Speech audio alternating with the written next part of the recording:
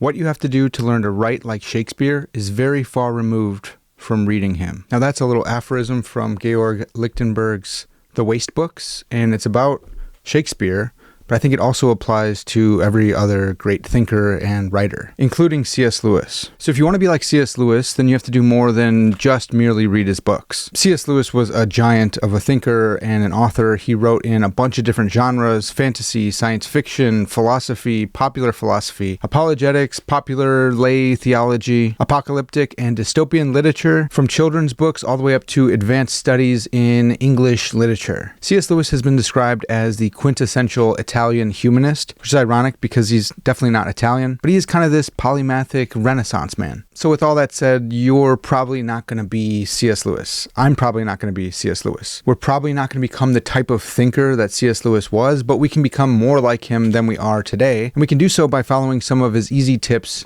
to read well. Hey, welcome to Park Notes. I'm Parker Settecase. I'm a philosopher and theologian, and this is a channel where I help you study, think, and read more deeply. In this video, I want to cover C.S. Lewis's essay on reading old books. It's actually originally the introduction to St. Athanasius's, super hard to say, St. Athanasius's book on the Incarnation. And in Lewis's intro essay, he gives us encouragement on how we can go about reading old books, and he also gives us a little formula for determining how many old books we should read with the modern books that we are reading. So I'm going to cover some of the encouragement that he gives for us in here. I'll give you guys the formula, and then I'll give you some of my own tips for reading widely and for discovering new books. Okay, so again, the book is On the Incarnation by St. Athanasius, and this is the popular patristic series. You can find C.S. Lewis's essay in other essay collection books, and it'll be called something like On Reading Old Books. But if you grab this book, you have the added benefit of getting to read St. Athanasius as well. And so you can start reading old books with this one. So Lewis starts his introduction by saying, "There's a strange idea abroad that in every subject, the ancient books should be read only by the professionals, and that the amateur should content himself with modern books. Thus I have found as a tutor in English literature that if the average student wants to find out something about Platonism, the very last thing he thinks of doing is to take a translation of Plato off the library shelf and read the Symposium." Now, the Symposium is the worst of all of Plato's dialogues, so I would not recommend starting with the Symposium. Yes, it's a short dialogue, but it may make you queasy. So I would start with something else, and I wouldn't necessarily start with a short dialogue. I would start with Plato's Republic. This is C.S. Lewis, so it's hard to disagree with him, though I'm going to disagree and say probably don't start with the Symposium. Anyways, he goes on to say, he, the student, would rather read some dreary modern book 10 times as long, all about isms and influences, and only once in 12 pages telling him what Plato actually said. So Lewis says this mentality is actually kind of noble. It represents a humility on the part of the reader. The reader is saying to him or herself, hey, this is one of the greatest philosophers of all time. Why would I think that I can just jump in and understand what he's saying? I should go read some secondary literature on Plato and Platonism in order to help me get my bearings, so then I can go and read from the master himself. Lewis says, the student is half afraid to meet one of the great philosophers face to face. He feels himself inadequate and thinks he will not understand him. But if he only knew, the great man, just because of his greatness, is more intelligible than his modern commentator. The simplest student will be able to understand, if not all, yet a very great deal of what Plato said. But hardly anyone can understand some modern books on Platonism. Now, that is hilarious, and it's absolutely true. C.S. Lewis wrote this in 1944, and it's still true today. If you go into a modern introduction to philosophy course, and all the required readings are modern secondary texts on Platonism and Aristotelianism and all the isms, you're probably going to have a harder time understanding what these authors said and meant than you would if you went to the primary texts. Now, I'm not a primary text elitist. I think that you actually do need both. But what I found in teaching the introduction to philosophy is that students respond much better to primary texts than secondary texts. So if you assign primary texts as their assigned reading, you can teach all about the isms in class and help them understand the primary texts that they read. But if you start with secondary texts with all sorts of technical language, it can be really confusing really fast. So Lewis goes on to say, it has always therefore been one of my main endeavors as a teacher to persuade the young that first-hand knowledge is not only more worth acquiring than second-hand knowledge, but is usually much easier and more delightful to acquire. So Lewis's first point is that old books are not necessarily more difficult. And while it's admirable to hold these philosophers and thinkers in regard, you don't have to start with a modern introduction to that book in order to jump in and understand what the author is arguing or saying. So if you want to understand Plato, you're probably better off grabbing Plato than starting with a secondary source on Platonism. But even if you have a hard time reading Plato, acquiring that knowledge firsthand is delightful. It gives you a sense of accomplishment and ties you to all the other thinkers throughout history who've also read Plato. So that's pretty cool. Lewis goes on to argue that a new book is still on trial and the amateur is not in a position to judge it. So old books have been read by multiple generations, and they've said this one's good, this one's bad, this one is a classic, and our progeny need to read this book in order to understand the human condition or something about science or whatever the book is about. But the modern books are still on trial. They've only been read by some people living today. They haven't been tested by time and multiple generations over time. So that's just one mark against modern books as opposed to old, tried and true old books. He further argues that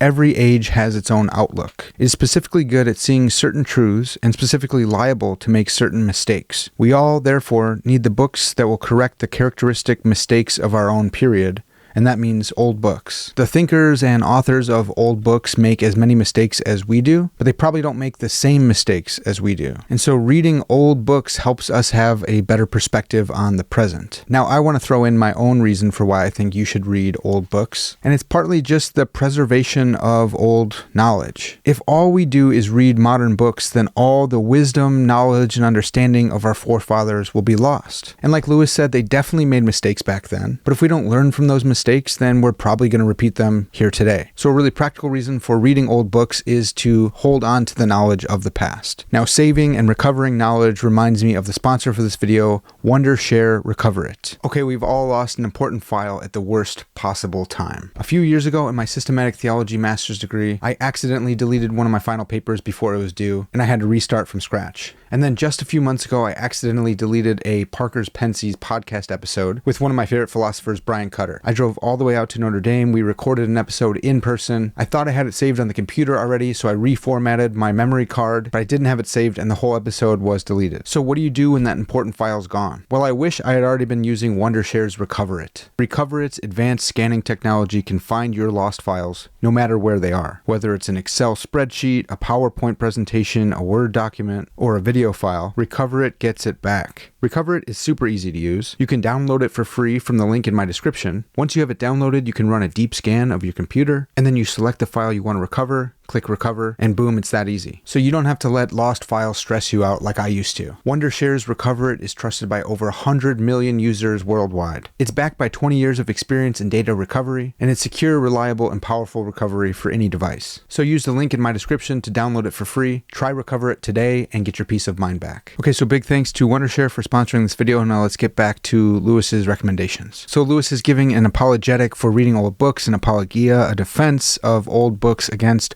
only reading modern books. He's argued that reading old books will help you have a broader perspective than just a myopic modern perspective. You'll be entered into a larger context of thought. You'll be able to learn from the mistakes of the past and recognize some mistakes in the present that maybe others who don't read old books don't recognize. And that reading old books and mining them for wisdom and truth, knowledge and understanding is enjoyable in and of itself. Finding old truths for yourselves is awesome. So that's all well and good, but how do we go about doing this? Well, C.S. Lewis gives us a ratio. For every modern book you read, don't read another modern book until you've read an old book. So one modern, one old, one modern, one old, one modern, one old. Now you may be asking what counts as an old book? Well, that's going to be different for us than it was for C.S. Lewis. He wrote this introduction in 1944. That means his introduction itself is kind of old to us here today. So I think it's probably going to depend on the genre. If you're reading cognitive science and artificial intelligence, then books are going to age much more quickly than they will if you're reading something on history. This is much easier to determine when it comes to philosophy. Anything before the 1900s is going to be an old book in philosophy, and anything from like 1960s onward is going to be more of a modern book in philosophy. But if any of you have any criteria for determining an old from a new book in a given genre, then drop that in the comments so I can learn and so others reading the comments can learn as well. But let's get back to the formula. If you want to read like C.S. Lewis, then read one old for every new book that you read. But he does give us some allowance, just a little bit of wiggle room. He says, if you can't do a 1-to-1 ratio, then do a 1-to-3 ratio. For every 3 modern books you read 1 old book. And even doing that 3-to-1 ratio will give you a broader perspective on history and the human condition and the old versus modern problems and perspectives. Now, this may feel a little bit oppressive to you guys. Hey, I have to use this ratio of 1-to-1 or 1-to-3 for the rest of my life. No, you definitely don't have to do that. Take 6 months and try it.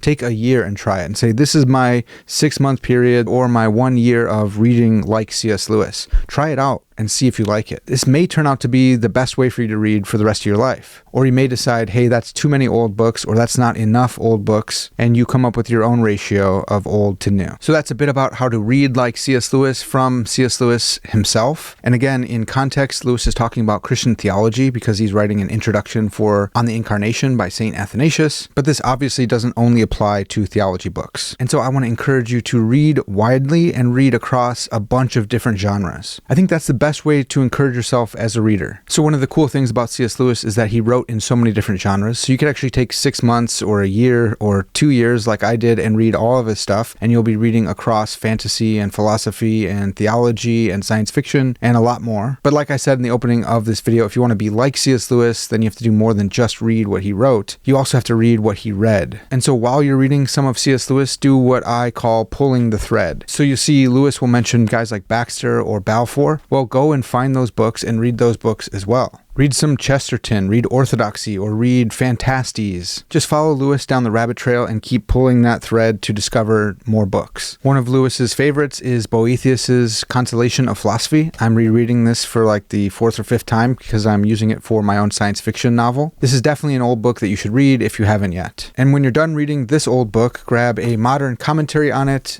After Stoicism by Thomas Ward. Thomas Ward is an awesome philosopher. He's coming back on my podcast for the 3rd or 4th time to talk about this book. So look for that on my Parker's Pensées podcast coming out soon. But this is going to be like a modern commentary on Boethius, who was the last of the Roman philosophers. And so then when you're done reading this, you can read Marcus Aurelius's Meditations. This is going to be a primary source if you want to learn about Stoicism, or at least one Stoic's take on Stoicism. C.S. Lewis quotes directly from this in his fantasy book, Till We Have Faces, which is super cool. And then when you're done reading the Meditations, go to this modern book by Pierre Hadot, Philosophy as a Way of Life. This is a collection of his essays on philosophy, and he's got a really great chapter on Marcus Aurelius, and he argues that the Meditations are not just a haphazard journal that he kept, but actually Marcus was doing something important. He was practicing his Stoic philosophy in a particular manner throughout his journal. So maybe by then you've caught the Stoic bug and you want to jump in on some Epictetus, so do that, and then go with Ryan Holiday's The Lives of the Stoics.